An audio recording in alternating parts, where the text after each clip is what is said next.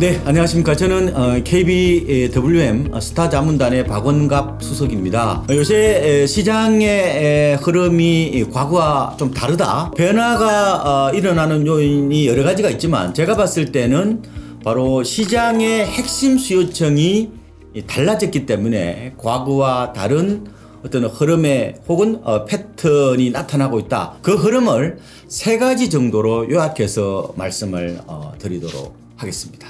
대형 아파트보다 소형 아파트가 더 많이 떨어지고 있는데요. 예전과는 좀 정반대가 되는 현상이. 그렇죠. 지금은 부동산 시장이 이제 불황이라고 하는데요. 불황은 어떻습니까? 아무래도 이제 소득이 줄겠죠. 그러면은 대형 아파트보다 소형 아파트 수요가 더 많을 텐데, 그러면은 뭐 소형 아파트가 따로 오르지는 않더라도 덜 빠져야 되는데 현실은 정반대다. 이런 말씀을 드립니다. 저희 이제 KB 부동산 아파트 전용 면적별 매매 가격 지수를 보면은 분류는 어떻게 나냐? 대형, 중대형, 중형, 그 다음에 중소형, 그 다음에 소형 식으로 총 5개로 나누어 본 겁니다. 올 들어 9월까지요. 서울 지역에서 아파트를 보니까 상대적 변동률을 집중적으로 보시면 좋을 것 같아요. 대형은 2.32%가 올랐고 중대형은 0.82%, 중형은 0.32%가 각각 올랐어요. 근데 중소형은 0.04%가 빠졌고 소형은 무려 0.48%나 빠졌다는 거예요. 그러니까 중소형과 소형만 유일하게 마이너스를 기록했다.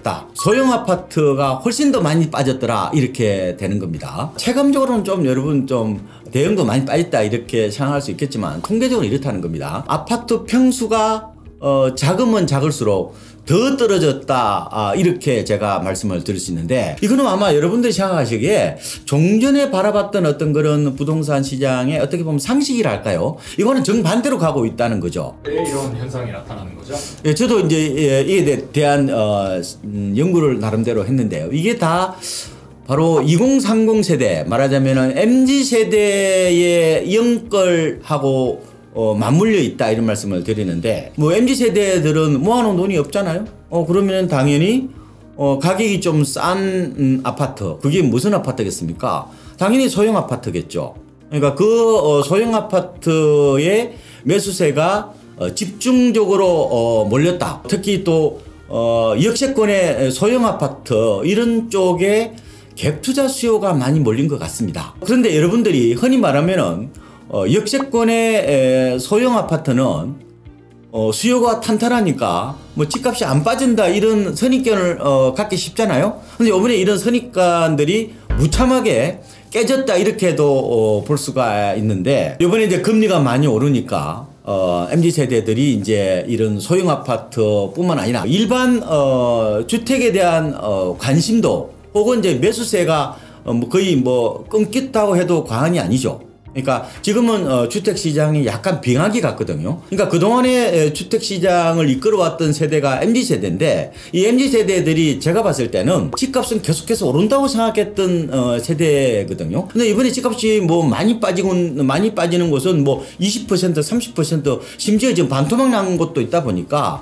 굉장히 좀 트라우마가 심했다. 집을 샀다가 심한 상처를 받은 MZ세대들이 집을 사면 안 되는구나, 이런 생각. 결국은 어떻게 됩니까? 주로 집을 사지 않는 중소형을 중심으로 수요가 끊겼고 결국 가격이 많이 빠졌다 이렇게도 볼 수가 있을 것 같고요. 또 하나 제가 좀 말씀을 드리고 싶은 게, 이 대형 아파트가요, 과거에는 이제 불황이 오면은 많이 이제 빠졌는데 이번에는 이제 그렇지 않았다 이렇게 볼 수 있는데, 이거는 제가 한 3가지 정도로 요약을 해서 말씀을 드리면은, 코로나 여파로요 재택근무가 좀 많아졌잖아요. 그러다 보니까 큰 집을 필요로 하는 수요가 좀 많아진 거죠. 그리고 최근에요 건설회사들이 대형 아파트를 안 지었습니다. 그리고 세 번째로 보면은 대출 규제가 심하잖아요. 그러니까 수요가 아무래도 대형 아파트 쪽으로 덜 몰리다 보니까 소형보다는 이제 절대 가격이 아니라요 비율적인 측면에서 보면은 좀 덜 올랐죠.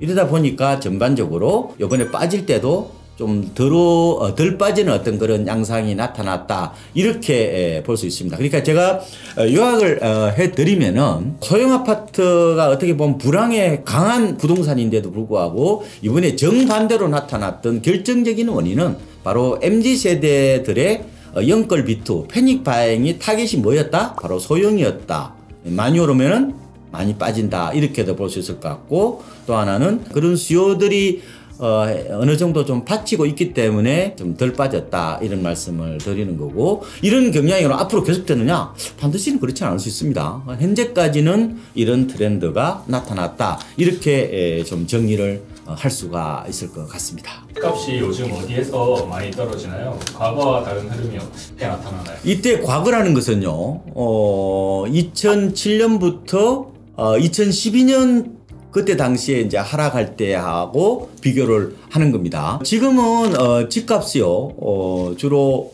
수도권부터 빠지기 시작했죠. 이게 이제 강북을 거쳐서 강남까지 어떻게 보면 하락세가 전념이 되는 어떤 그런 구조라고 보면 되는데, 바로 MZ세대들의 족적과 맞물려 있다는 겁니다. 주로 MZ세대들이 어떤 투자 패턴을 보였냐면은 비강남의 반란이라고 그래서 강남을 못 사니까 주로 노도강 쪽으로 몰려서 집을 많이 샀지요.